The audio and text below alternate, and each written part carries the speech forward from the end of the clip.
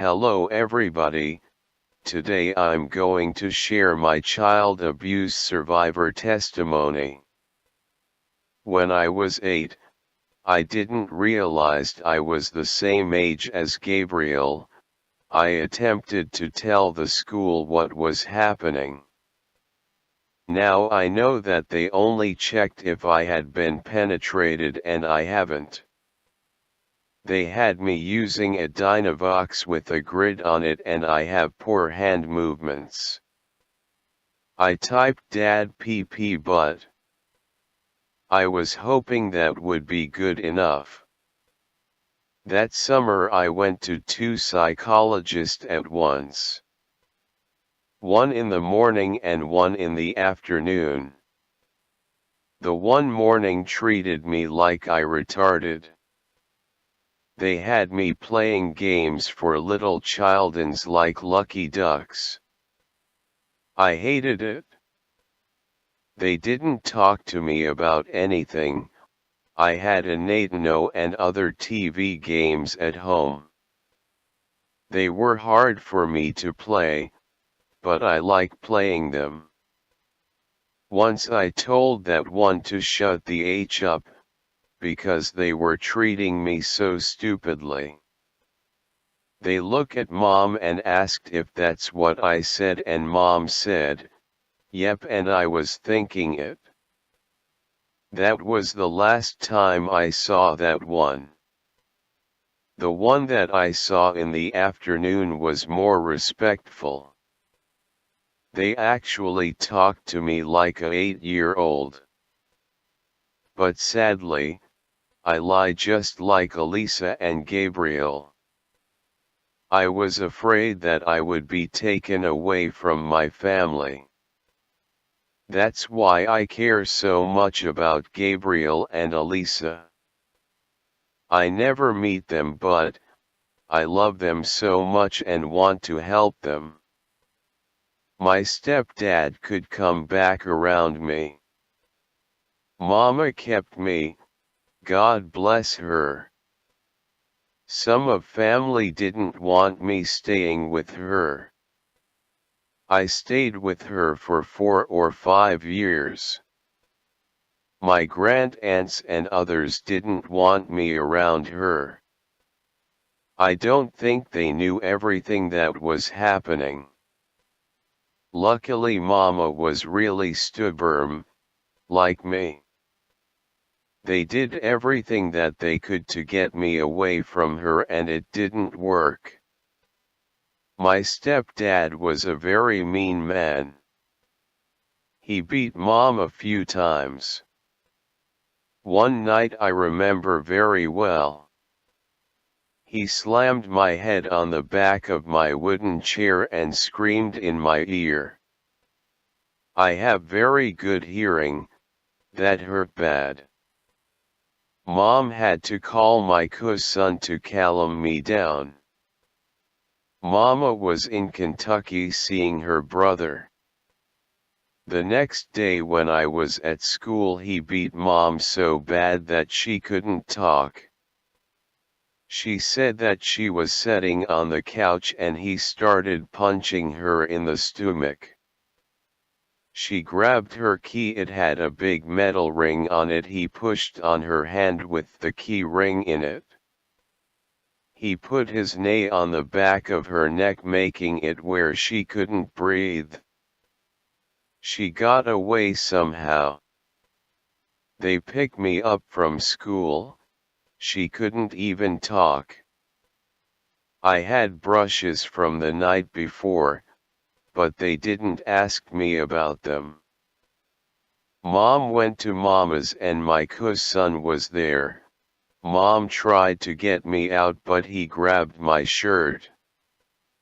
She got me out and took me in the house and my cousin talked to me.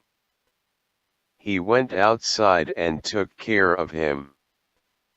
My cousin told Mom if she went back to him he was going to wash his hands of it.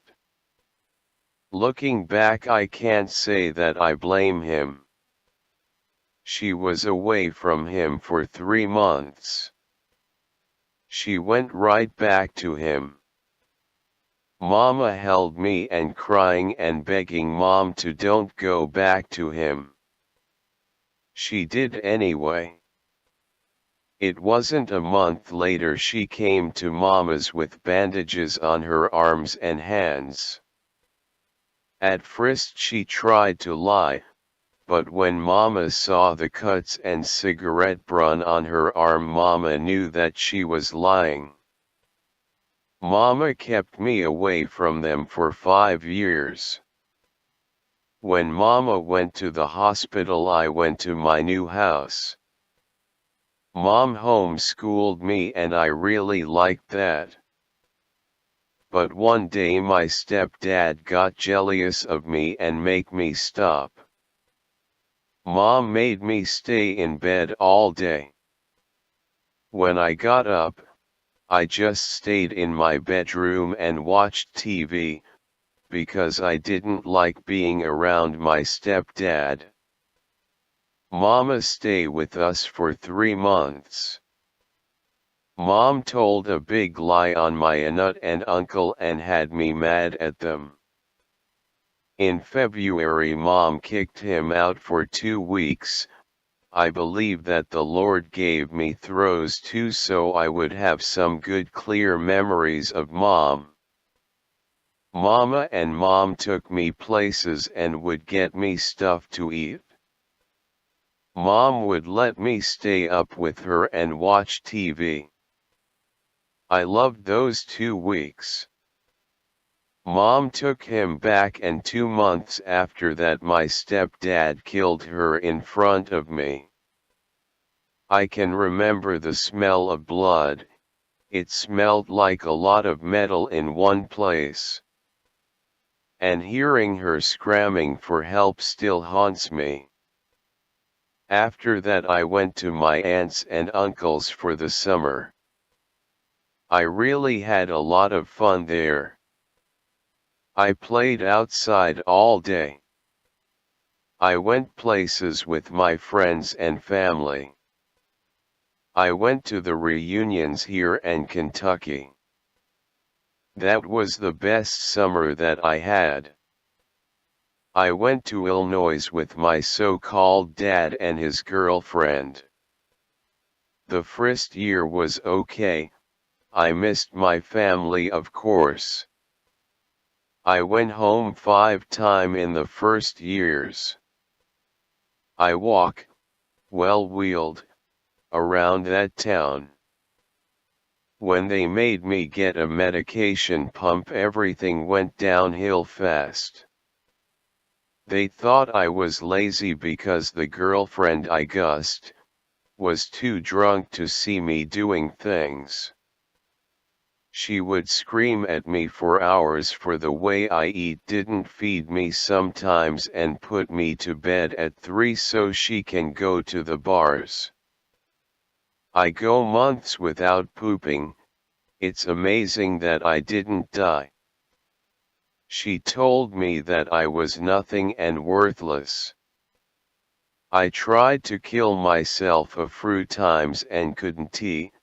Praise Jesus. She would tell me if I told anybody she would be my worst nightmare. I told 2 of my friends and the bus assists. My junior year, the school psychologist was giving me a test. One of the questions on it was, "What do you want to do when you turn 18?" I asked her if this confidential and she said that it was. I told her what was happening. The school got a lawyer and I told him everything. On May the 17th, 2012 I got out of there. That family did thing to me so bad that I can't say. I think that I has PTSD. That's my survivor story. If you want to contact me, I'm on Facebook as Corey Hamby. And I'm on Twitter as Bring Them Home. and I'm on Instagram as Corey Miller Hamby. And I'm on BitChute as Corey Hamby. And I'm on LinkedIn as Corey Hamby. I'm on Telegram as Bring Them Home. If you have any information on this case, please contact me.